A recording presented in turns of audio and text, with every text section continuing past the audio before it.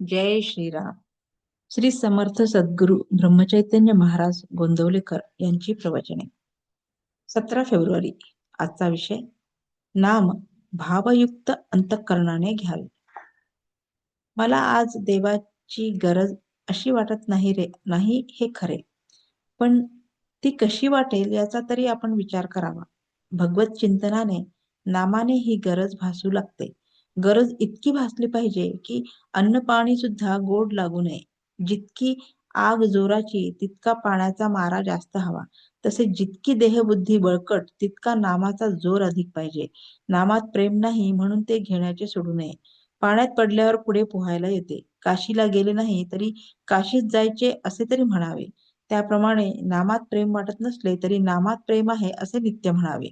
नामाशिवाय दुसरे सत्य नाही, दुसरे साधन नाही असा दृढ विश्वास झाला म्हणजे नाम घेतल्याशिवाय राहत नाही आणि ते घेतल्याने त्याच्या सहवासाने त्याचे प्रेम येते.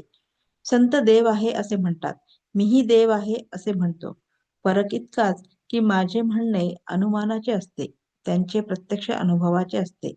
संत देहातीत असतात. त्यांच्याजवळ गेल्याने देहाभिमान कमी होतो. प्रत्यक्ष गेले नाही तरी चालेल. भाव ठेवून कार्य जितके लवकर होते तितके देहाच्या सहवासाने होत नाही. तीर्थास तीर्थपण, देवास देवपण आणि गुरुस गुरुपण आपण आपल्या भावनेने देतो.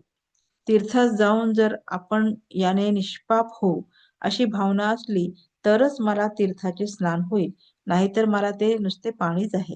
थोडक्यात म्हणजे सर्व काही भावनेत आहे. नाम हे भाव उत्पन्न करते. भावयुक्त अंतःकरणाने आपण नाम घेतले म्हणजे आपले काम शीघ्र होते. साधूंची अगर संतांची लक्षणे आपल्या अंगात ती बाणून घेण्याकरिता सांगितली आहेत, परंतु त्या लक्षणांवरून साधू ओळखता येणार नाहीत. साधू होऊनच त्याला ओळखले पाहिजे. प्रापंचिकाला त्याला ओळखायचे असेल तर त्याने आपल्यावर त्याच्या संगतीचा काय परिणाम झाला हे पाहावे, म्हणजे आपल्यावरूनच त्याला ओळखायचे.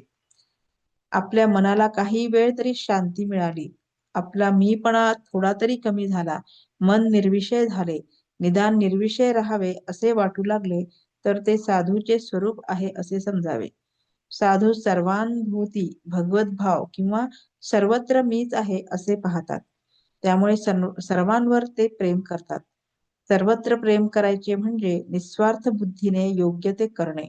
आपण आपलेपणा काही मध्येच पाहतो, सर्वत्र पाहत नाही, म्हणून द्वैत प्रचिती येते. साधूंचा मीपणा गेल्याने जगात त्यांना सर्वत्र अभेद प्रचिती येते. ते सर्वत्र भगवद्भाव पाहतात आणि त्यांचे प्रेम अगदी निर्भय असते. बोधवाक्य. सर्वांशी अत्यंत प्रेमाने, निष्कपट प्रेमाने वागावे. आपल्या बोलण्यामध्ये नव्हे, पाहण्यामध्ये सुद्धा प्रेम असावे.